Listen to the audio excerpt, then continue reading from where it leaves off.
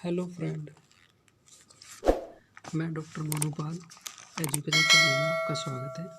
मैं आपके लिए प्रैक्टिस क्वेश्चन लेकर आया हूँ। Unit number 10 subject commerce. आइए देखते हैं। पहला है, भारत में आयकर निर्धारित दरों से वसूला जाता है, तो वो आंसर है इसका the finance act of the assessment year. Second है, किसी व्यक्ति के डैश पर आयकर लगाया जाता है तो टोटल इनकम पर टैक्स लगाया जाता है। नेक्स्ट है, under income tax act partnership firm include होती है एलएलपी के अंदर, यानी limited liability partnership. Number fourth है, यदि किसी व्यक्ति को किसी भी राशि पर किसी अन्य व्यक्ति के नाम से कीमैन इंश्योरेंस पॉलिसी ली जाती है तो वो इनकम फ्रॉम अदर सोर्सेज के अंदर टैक्सेबल होती है। नंबर फिफ्थ है, the maximum amount on which income tax is not chargeable in case of cooperative society. तो सहकारी समिति के मामले में आयकर की अधिकतम राशि जिस पर प्रभार नहीं लगाया जाता तो वो नील है।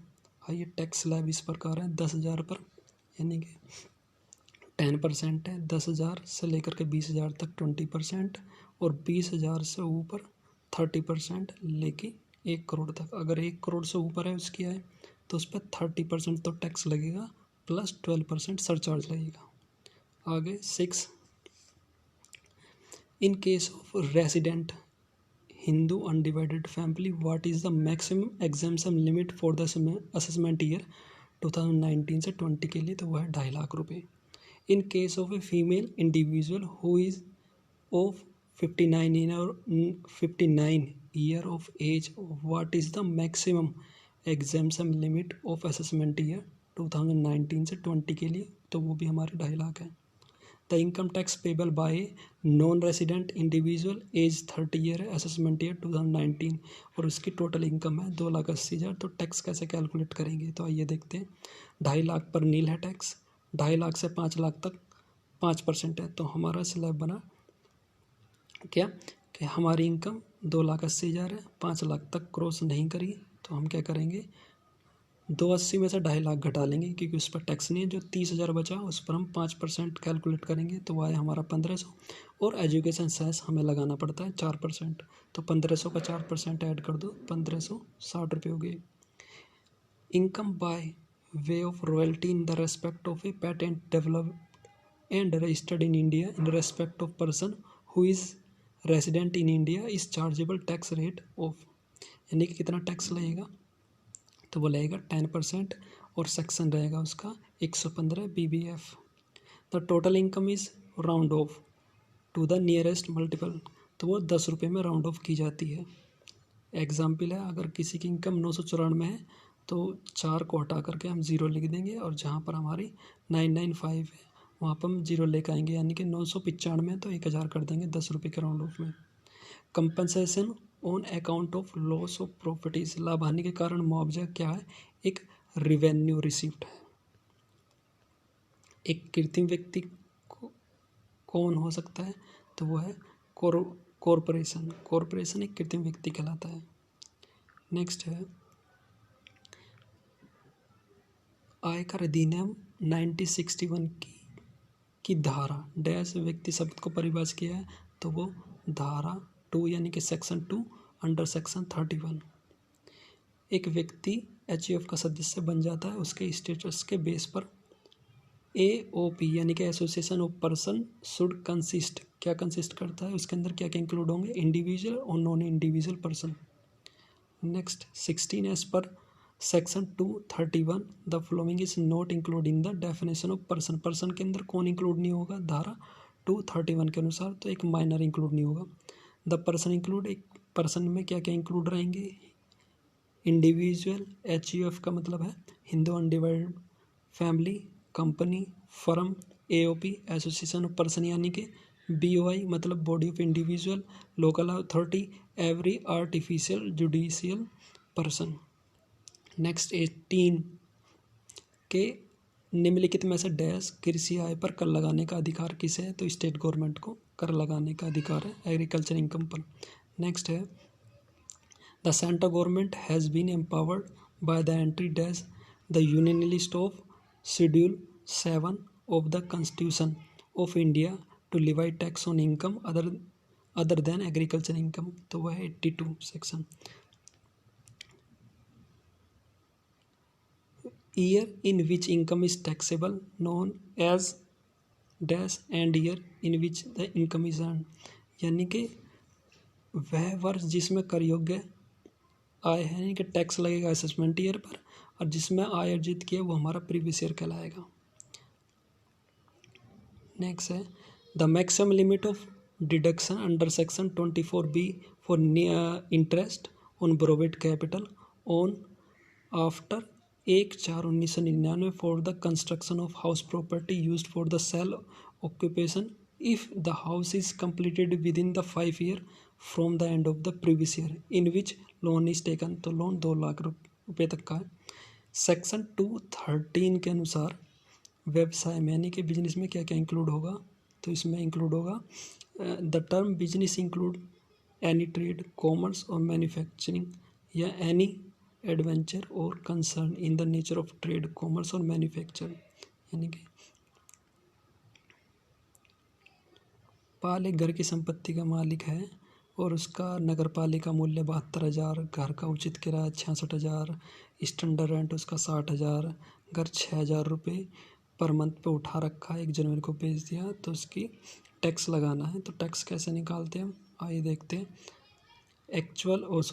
म्युनिसिपल वैल्यू और फेयर रेंट में से दोनों में से जो अधिक हो, लेकिन स्टैंडर्ड रेंट से अधिक नहीं होना चाहिए, तो इन तीनों के अंदर स्टैंडर्ड रेंट ही हमारा एक्सपेक्टेड कहलाएगा। फिर हम एक्सपेक्टेड प्लस एक्चुअल रेंट देखते हैं, लेकिन हम 9 मंथ का देखेंगे क्योंकि 1 जनवरी 2019 को मकान बेच दिया गया है। तो 54,000, तो 54,000 और 60,000 में से वैसे ज़्यादा तो हमारा 60 है, लेकिन 9 मंथ के आधार पर 54,000 ही हमारा ज़्यादा है, इसलिए उसकी एनुअल वैल्यू कहलाएगी 54,000। उस पर हम 30% डिडक्शन काट देंगे 16,200 की, तो हमारी इनकम फ्रॉम हाउस प्रॉपर्टी हो गई 37,800।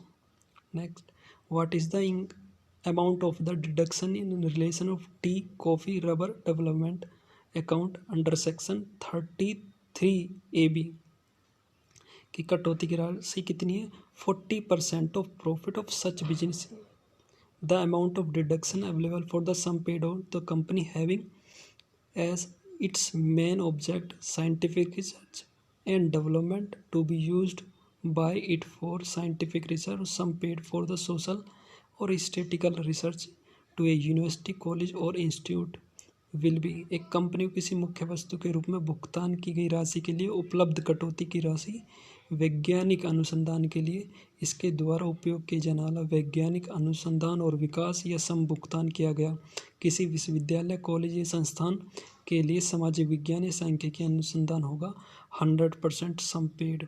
Agriculture income means, agriculture income में क्या आएंगे, भारत में स्थित भूमि से प्राप्त किराया, राजस्व और कृषि प्रयोजन के लिए उपयोग किया जाता है।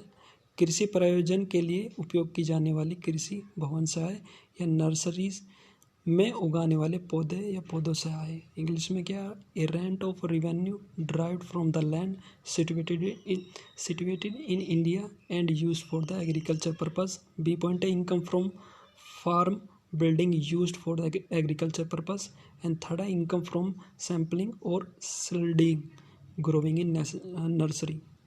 नेक्स्ट है प्रीवियस ईयर डिफाइन सेक्शन 3 के अंदर बताया गया previous year. Income from building constructed on lease hold in taxable income from house property के अंदर आएगा। Annual value of property of A social club, तो एग्जेम्प्ट होगी सोशल क्लब में। Income from vacant plot in taxable under this head, यानी कि खाली भूखंड सा है तो वो हमारी इनकम फ्रॉम अदर सोर्सेज के अंदर टैक्सेबल होगी। 10 क्या है, यानी 10 की फुल फॉर्म क्या है, tax deduction and collection account number 10 digit का होगा, पहली 4 अल्फ़ाबेट, 5 नंबर डिजिट और लास्ट में फिर अल्फ़ाबेट। हाउस प्रॉपर्टी से होने वाली आय का चार्जिंग सेक्शन कौन सा है, which is the charging section of income from house property, section 22।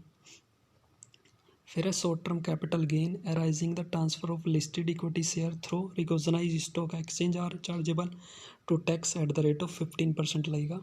Long term capital gain are chargeable to tax at the rate of 20%, यानी कि दीर्घकालिक पूंजी लाभ पर टैक्स का रेट क्या है 20%।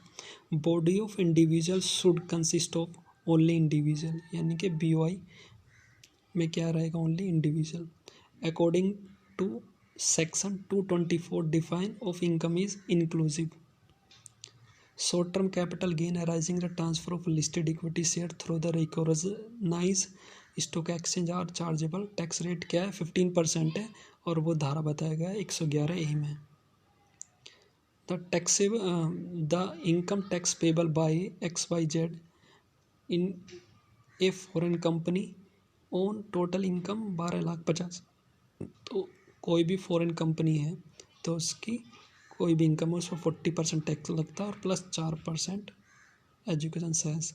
तो 12,50,000 का 40% और प्लस उसमें 4% और ऐड कर लेना, तो 5,20,000 उसका आ जाएगा taxable. The income tax payable by the x cooperative society in total income is 50,000। तो कोऑपरेटिव सोसाइटी में 10,000 पर 10%, 20,000 में से 10,000 घटा दो तो 20% यानी कि 2,000, 50,000 में से 20,000 घटा दो 30,000 बचा, उसका 30% 9,000। अब टोटल इनकम होगी 1,000, 2,000 और 9,000, टोटल की 12,000 पे 4,000 एजुकेशन सेस निकाल दो तो 12,480 आ गया उसका। Which is the charging the section of income under the head profit and gain of business और प्रोफेशन। तो सेक्शन है 28।